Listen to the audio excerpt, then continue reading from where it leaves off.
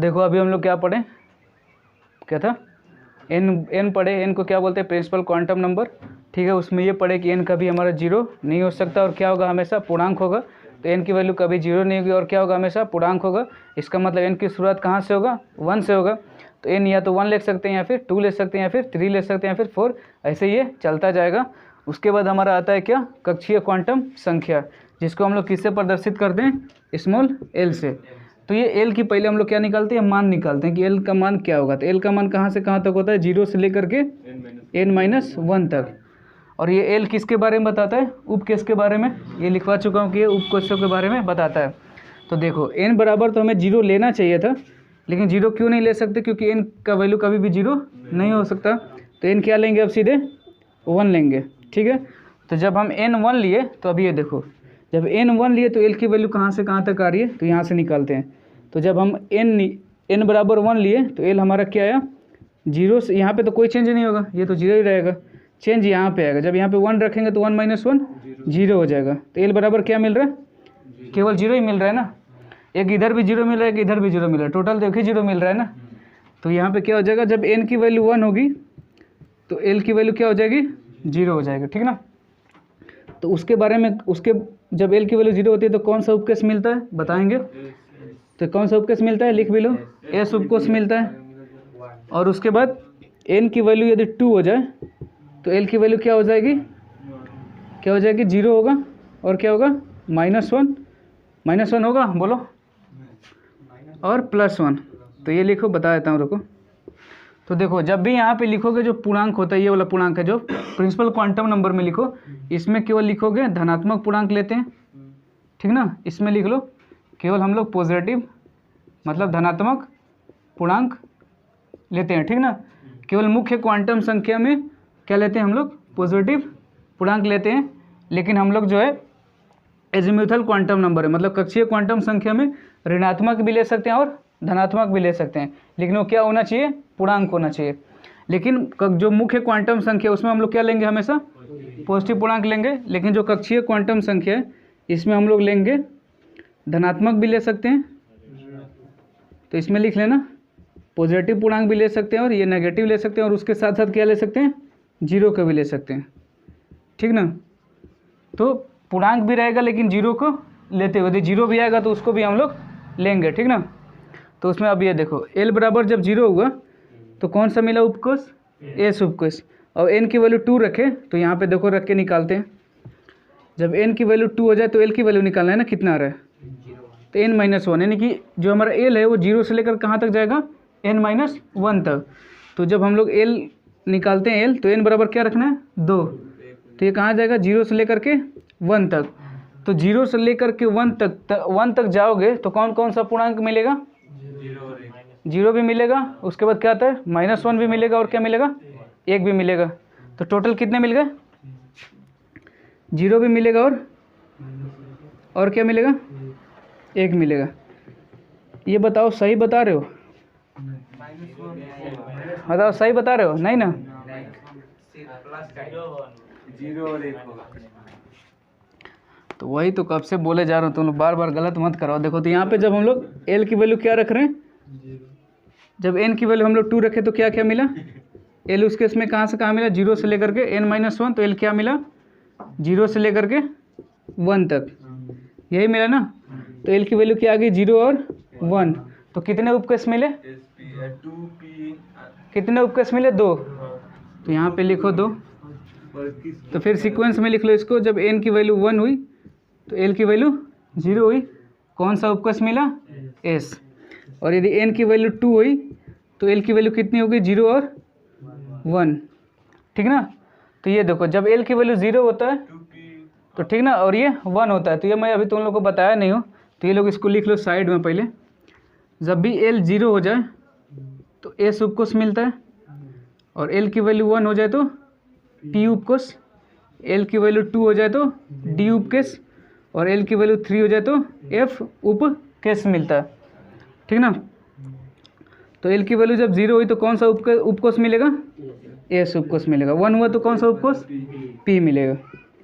उसके बाद देखो जब एन की वैल्यू 3 होगी तो जब n की वैल्यू क्या होगी 3 होगी तो कौन सा l की वैल्यू क्या होगा 0 होगा और 1 होगा और 2 होगा। तो इसमें कौन सा उपकोष मिलेगा, एक तो s उपकोष मिल जाएगा, 1 के लिए कौन सा उपकोष मिलेगा p उपकोष और 2 के लिए d उपकोष। और यही यदि हम लोग क्या ले लें n की वैल्यू 4 ले लें तो l की वैल्यू क्या हो जाएगी 0 हो जाएगी और 1 और 2 और 3 हो जाएगी। तो इस केस में कौन कौन सा उपकोष मिला, एक तो s मिला, फिर p मिला, फिर d मिला, फिर f मिला। अब इसके बाद ये देखो यहाँ पे जो है n की वैल्यू क्या है 1 है, तो n तो ये भी बताता है कोष के बारे में। तो कोष के बारे में मतलब कौन सा कोष है, पहला कोष है, तो पहला कोष का नाम क्या है k कोष है। और n ये भी बताता है कि कौन सा पीरियड जानते हो ना, जो फर्स्ट वाला पीरियड है उसके अंदर कौन कौन सा एलिमेंट होता है, एक तो हाइड्रोजन होता है और लास्ट साइड में क्या होता है हीलियम होता है, ये जानते हो ना। और सेकेंड पीरियड में क्या होता है लिथियम से शुरू होता है और कहाँ तक जाता है नियोन तक जाता है। तो ये n की वैल्यू है, मतलब जो n का मान है वो पीरियड के भी बारे में बताता है। तो जो n बराबर यहाँ पे 1 है तो यहाँ पे क्या लगा दोगे 1s, ये हमारी मदद कहाँ पे करेगा जब हम लोग निकालेंगे इलेक्ट्रॉनिक विन्यास। और जब यहाँ पे n की बराबर 2 है तो क्या लगा दोगे 2s और यहाँ पे 2p। जब n बराबर यहाँ पे 3 है तो क्या लगा दोगे 3s 3p और 3d। उसके बाद जब n बराबर 4 है तो क्या लगा दोगे, सब लगा दोगे यहाँ पे, यहाँ तो 0, यहाँ पे क्या लगा 4s 4p 4d और 4f। तो इसको समझने के बाद इसको लिखो। देखो जब भी हमारा n का वैल्यू क्या होना चाहिए, पूर्णांक होना चाहिए, और n का शुरुआत कहाँ से होगा, कहाँ शुरू होगा, हमेशा 1 से, इसमें 0 से शुरुआत नहीं होगा। तो कोई क्वेश्चन पूछे या फिर क्वेश्चन उठेगा क्या जो मुख्य क्वांटम संख्या उसका वैल्यू 0 हो सकता है, तो क्या लिखोगे नहीं हो सकता, क्योंकि देखो जब 0 हो ही जाएगा तो ये रहा अपना क्या नाभिक, ठीक ना, अपने क्या नाभिक है, मान लो क्या न्यूट्रॉन और प्रोटॉन है, इसके बाहर क्या है ये अपना फर्स्ट क्या कोष है। तो जब फर्स्ट कोष क्या मतलब n बराबर क्या लिखो यहाँ पे n बराबर 1 मतलब k कोष है, ठीक है। तो जब n की वैल्यू ही 0 हो जाए तो क्या कोई कोष बनेगा, नहीं बनेगा, तो इसका कोई मतलब नहीं हुआ। तो इसलिए n की वैल्यू क्या होगी 0 कभी नहीं होगी। तो इसको लिखो जल्दी, समझ में आ गया आपको पूरा। इसको लिखने के बाद आओ एक बार और बता देते हैं किसी को समझ में ना आया हो तो। इसके बाद देखो फर्स्ट हम लोग क्या पढ़े, मुख्य क्वांटम संख्या। तो मुख्य क्वांटम संख्या में हम लोग ये पढ़े कि जो भी हमारा मुख्य क्वांटम संख्या होता है वो किसके बारे में बताता है, कोष के बारे में बताता है। तो भैया कोष क्या होते हैं, कोष वह होते हैं जो हमारे नाभिक के बाहर होते हैं। तो जो नाभिक के बाहर होते हैं उसमें पहला कोष कौन सा होता है, k कोष होता है। और k कोष कब होता है, जब n की वैल्यू 1 होती है या फिर 2 होती है। तो भैया जब n की वैल्यू 1 होती है तभी हम लोग क्या बोलेंगे k कोष होता है। उसके बाद जब 2 होती है तो कौन सा कोष हो गया, l कोष हो गया। जब 3 हुआ तो आगे ऐसे ही चलता जाएगा। उसके बाद जस्ट क्या आता है कक्षीय क्वांटम संख्या, फिर इसी को बोलते हैं द्विघंसी क्वांटम संख्या। तो ये जो है हम लोग जैसे पहली प्रॉपर्टी पढ़े मुख्य क्वांटम संख्या, तो जब दूसरी पढ़ रहे तो इसमें किसकी ज़रूरत पड़ रही है, n की ज़रूरत पड़ रही है ना। तो इसका मतलब ये है कि जब तक हमें पहला नहीं आएगा उसके बाद, जब तक पहला नहीं है उसके बाद क्या नहीं आएगा, दूसरा नहीं सीख पाएंगे। तो दूसरा सीखने के लिए हमें किसका सहारा लेना पड़ा, पहले वाले का। तो जो भी यहाँ पे n की वैल्यू होगी हमेशा क्या होगी, पूर्णांक में आएगी, और जो भी l की वैल्यू होगी वो भी हमेशा किस में आएगी, पूर्णांक में आएगी। तो देखो इससे पहले मैंने रिकॉर्डिंग हो गया होगा, उसमें लिखा था क्या ऋणात्मक भी होगी, तो ऋणात्मक नहीं हो सकती। ऋणात्मक इसलिए नहीं हो सकती क्योंकि जो l का रेंज है, मतलब जो l का औकात हो कहाँ से कहाँ तक होगा, हमेशा 0 से लेकर के n-1, तो इसमें तो कभी नेगेटिव आएगा ही नहीं। तो अब देखो जब n बराबर 1 हुआ तो l की कितनी वैल्यू मिली, एक ही वैल्यू मिली 0। तो जब n 0 होता है तो कौन सा उपकोष मिलता है, s उपकोष। जब n की वैल्यू 2 हुई तो कितने l की वैल्यू कितनी आई, 2 आ गई, 0 और 1। तो इस केस में कितने उपकोष मिले, 2, s और p। तो जब l की वैल्यू 1 होती है तो कौन सा उपकोष मिलता है, p। जब 2 हो तो d, और जब 3 हो तो f उपकोष मिलता है। और ऐसे ही यदि l बराबर यदि तुम्हारा 4 होता है तो कौन सा उपकोष मिल जाएगा, g। और ये भी ऐसे ही चलता जाएगा जैसे कि हमारा क्या चल रहा था, कोष चल रहा था। तो ये भी आगे ऐसे ही चलता जाएगा। तो इसके बाद थर्ड नंबर पे ये लिखो, थर्ड नंबर पे क्या पढ़ते हैं हम लोग, चक्रीय क्वांटम संख्या। तो हेडिंग डालो चक्रीय, इसके बाद कक्षीय चुंबकीय ना, सॉरी हाँ उसके बाद डालो क्या था, कक्षीय चुंबकीय संख्या। तो देखो अब पढ़ते हैं कक्षीय चुंबकीय संख्या के बारे में।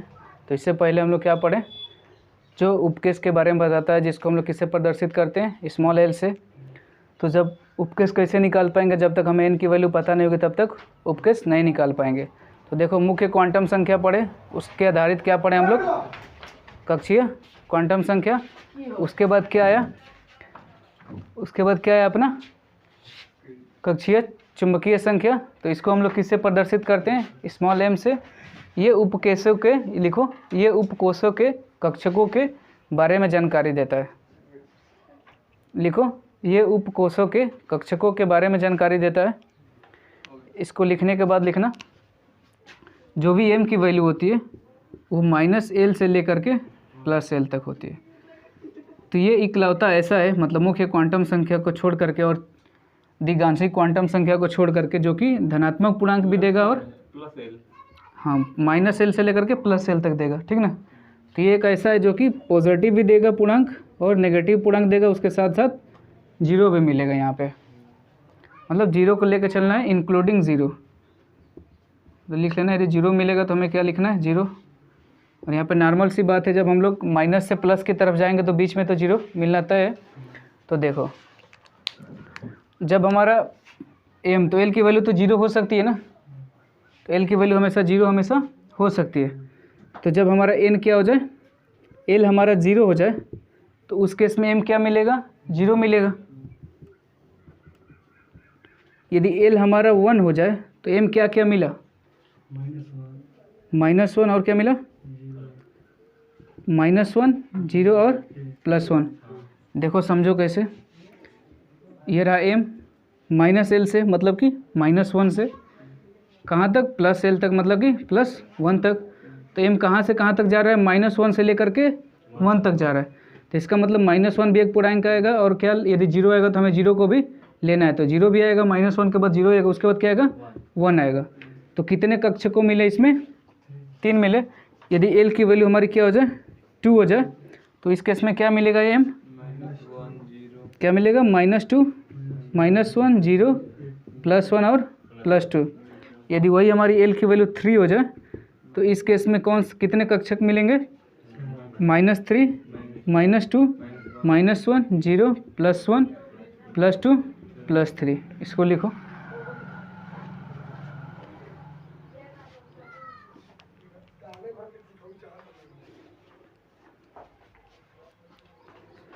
तो इसको लिखो कक्षीय चुंबकीय संख्या में।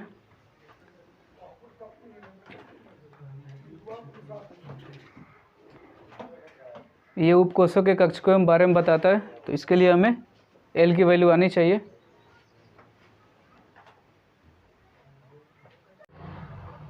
तो 3 हम लोग पढ़ लिए, मुख्य क्वांटम संख्या, और क्या पढ़ लिए, कक्षीय चुंबकीय क्वांटम संख्या। उससे पहले क्या पढ़े, कक्षीय क्वांटम संख्या। ठीक है, लास्ट अपना आता है चक्रण क्वांटम संख्या, जिसको हम लोग स्मॉल s से प्रदर्शित करते हैं। ये क्या बताता है, ये इलेक्ट्रॉनों के चक्रण के बारे में बताता है।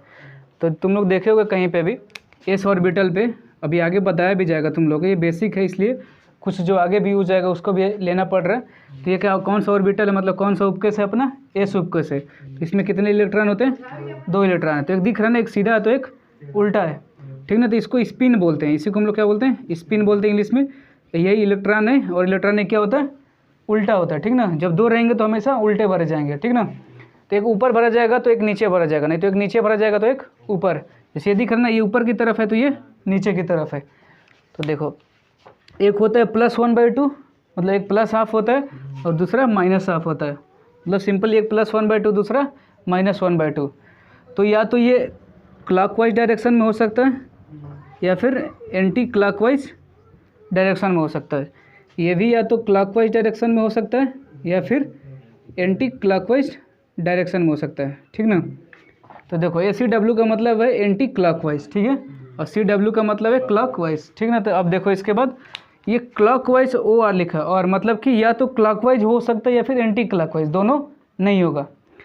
समझ आओ ना, इसको देखो ध्यान से। या तो क्लॉकवाइज होगा, मतलब कि ये रही अपनी घड़ी, यदि घड़ी की दिशा में घूमेगा, जैसे घड़ी चलती है तो क्लॉकवाइज बोलेंगे, और यदि घड़ी के उल्टा दिशा में चलेगा तो क्या बोलते हैं, एंटी क्लॉकवाइज। तो ये समझने के बाद देखो, कितने लोग एक कन्फ्यूज़न रहता है कि भैया क्लॉकवाइज कब बोलते हैं, एंटी क्लॉकवाइज। तो सिंपली है, जैसे घड़ी चलती है उसको क्लॉकवाइज, और घड़ी की उल्टा दिशा में क्या चलता है, एंटी क्लॉकवाइज, ठीक। तो यहाँ पे अपना रहा 12, 12 के बाद 3, 6 और 9। तो 12 के बाद 3, ऐसे ही घड़ी घूमती है ना, तो क्या हो जाएगा, ये क्लॉकवाइज डायरेक्शन, और ये कौन सा डायरेक्शन होगा, एंटी क्लॉकवाइज डायरेक्शन। तो ये बोला है कि या तो क्लॉकवाइज में घूमेगा, नहीं तो एंटी क्लॉकवाइज में घूमेगा। तो यदि मान लो +1/2 इलेक्ट्रॉन क्लॉकवाइज में घूम दिया, तो ये पक्का -1/2 इलेक्ट्रॉन किस में घूमेगा, एंटी क्लॉकवाइज डायरेक्शन में। और यदि ये वाला इलेक्ट्रॉन मतलब -1/2 इलेक्ट्रॉन क्लॉकवाइज में घूम दिया तो ये इस वाले इलेक्ट्रॉन को किस में घूमना पड़ेगा, +1/2 एंटी क्लॉकवाइज डायरेक्शन में। उसके ठीक बीच